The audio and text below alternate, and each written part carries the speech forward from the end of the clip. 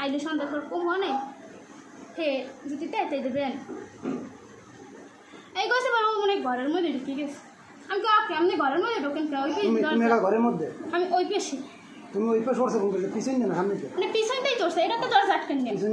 পিছন দিয়েই উঠছে হ্যাঁ বের ওই আমি কই কাকি আপনি ঘরে উঠছেন কি লিখি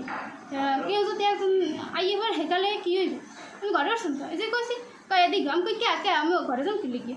হ্যাঁ হ্যাঁ আদার টাইম আমার খুলে আসে আমি কই ছাড় কইছি আমার আদার কি লিখে তুই আমার আচ্ছা কইছি না কিন্তু নিজে না হয় না এখন নাম কই দেবা কেডা নাম কি ওই যে দরজা হ্যাঁ কোন মাস্টার হ্যাঁ ঠিক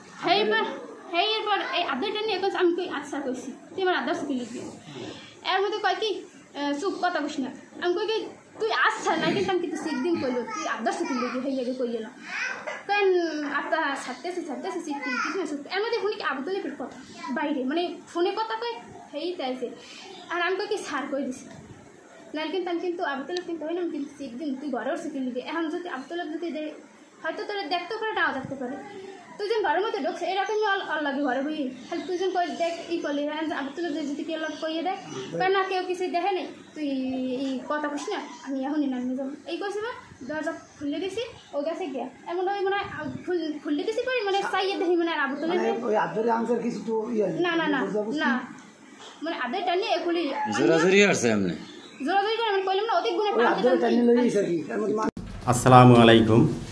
আমি মোহাম্মদ বশিরউদ্দিন ভবন তালুকদার পিতা মোহাম্মদ ইসমাইল তালুকদার সহকারী প্রধান শিক্ষক গাবুয়া জনতা মাধ্যমিক বিদ্যালয় পটুয়াখালী সদর আমি ছাত্রজীবন থেকেই বাংলাদেশ জাতীয়তাবাদী ছাত্র দলের রাজনীতির সাথে জড়িত ছিলাম আমি দীর্ঘদিন রব্বাইয়ের সাথে রাজনীতি করেছি তারই ধারাবাহিকতায় আমি পাঙ্গাসিয়া ইউনিয়ন স্বেচ্ছাসেবক দলের সহসভাপতি পদে বিগত 23/8/2014 ইংরেজি তারিখ হইতে দায়িত্ব পালন করে বিগত ফ্যাসিস্ট আওয়ামী সরকারের বিরুদ্ধে আন্দোলন সংগ্রামে অংশগ্রহণ করি যার কারণে ফ্যাসিস্ট আওয়ামী লীগের সন্ত্রাসীদের দ্বারা বিভিন্ন হামলা মামলার শিকার হই গত জাতীয় নির্বাচনের পূর্বে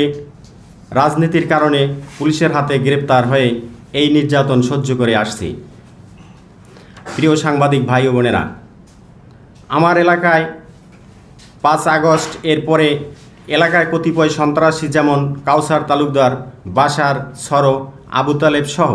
নাম না জানা অনেক এলাকায় সন্ত্রাসী রাজত্ব কায়েম করেছে আমি এলাকার শিক্ষক হিসেবে প্রতিবাদ করলে তারা আমার নিকট 5 লক্ষ টাকা চাঁদা দাবি করে ব্যবসা প্রতিষ্ঠান নিশি ফার্মেসিতে বিগত চাঁদার দাবিতে তারা পুকুরজানা বাজারে 5/8/2024 ইংরেজি তারিখ রাতে হামলা করে দোকান ভাঙচুর করে প্রায় 2 লক্ষ টাকার ক্ষতি সাধন করে আমি তাদের ভয়ে কোনো প্রতিবাদ করতে পারিনি প্রিয় সাংবাদিক ভাই ও বোনেরা আমি ডাকাতের হাত থেকে রেহাই পাইনি রাতের অন্ধকারে ডাকাতি করে আমার অনেক ক্ষতি সাধন করেছে তারপরেও আমি একজন শিক্ষক হিসাবে সব কিছু সহ্য করে আসছি প্রিয় সাংবাদিক ভাই ও বোনেরা উল্লেখিত সন্ত্রাসীদের দাবিকৃত চাঁদা টাকার পরিশোধ না করার কারণে সন্ত্রাসীরা আমাকে বিভিন্নভাবে সামাজিকভাবে হেয় প্রতিপন্ন করার জন্য আমার বিরুদ্ধে সোশ্যাল মিডিয়ায় আপত্তিকর ভিডিও সহ নানান ধরনের অপপ্রচার চালাচ্ছে তার ধারাবাহিকতায় সোশ্যাল মিডিয়ার মাধ্যমে জানতে পারি যে কুখ্যাত সন্ত্রাসী কাউসার সহ কতিপয় চাঁদাবাজের ফেসবুক আইডির মাধ্যমে আমার বিরুদ্ধে মিথ্যা বানোয়াট ভিত্তিহীন ভিডিও তৈরি করে আমার মানহানি করে প্রিয় সাংবাদিক ভাই ও বোনেরা এহেন পরিস্থিতিতে আপনাদের মাধ্যমে প্রকৃত তথ্য উদ্ঘাটন করে সমাজ ও দেশবাসীকে জানানোর জন্য আবেদন করেছি পরিশেষে উল্লেখিত কুখ্যাত সন্ত্রাসী কাউসার সহ সকলের প্রশাসনের কাছে দৃষ্টান্তমূলক শাস্তির দাবি করছি এবং এর তীব্র প্রতিবাদ ও নিন্দা জানাচ্ছি আমার ছোট ভাই আমার বাড়িরই আমার ছোট অনেক বয়সে ছোট, ও আমার কাছ থেকে 30,000 টাকা নিচ্ছে ধার বাবদ নিচ্ছে। ও একটা কাঠের ব্যবসা করে ওখানে নিচ্ছে আমার কাছে অনেক আগেই বলছে, আমার বাড়ির ছোট ভাই। এরপরে যাওয়ার পর ওখানে আলামিন সে বাসায় ছিল না। তারপর তার ওয়াইফে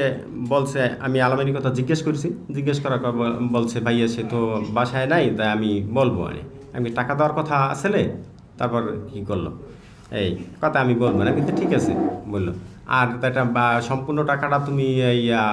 ঈদের আগে দেওয়ার কথা বলছে, যে একটা লাস্ট একটা তারিখ আমাকে দিছে যে ঈদের মধ্যে আমি দেবো। আমি তো ঈদ তো কাছাকাছি আসে গেছে, প্রস্তুতি নিয়ে এই এতটুকু কথা বললে আমি ওখান থেকে এসে পড়ছি। তারপর এই যে সন্ত্রাসী এই কুখ্যাত যে কাউসার আহমেদ, এরা ঘণ্টাখানে পর মানে 1-1.5 ঘন্টা পর ওখানে গিয়ে একটা ষড়যন্ত্র করিয়া এখন ওই সেই মহিলার দ্বারা বিভিন্ন রকমের তাকে চাপ সৃষ্টি করে ভয়ভীতি দেখাইয়া যে এইগুলো বলতে হবে, অর্থাৎ আমার একটা মান সম্মানে হেনস্থ করার জন্য একটা পরিকল্পনা পায় তারা, একটা বানোয়াট ষড়যন্ত্র আর কি। এটা করে তারা একটা এই সোশ্যাল মিডিয়া একটা ভিডিও প্রকাশ করছে।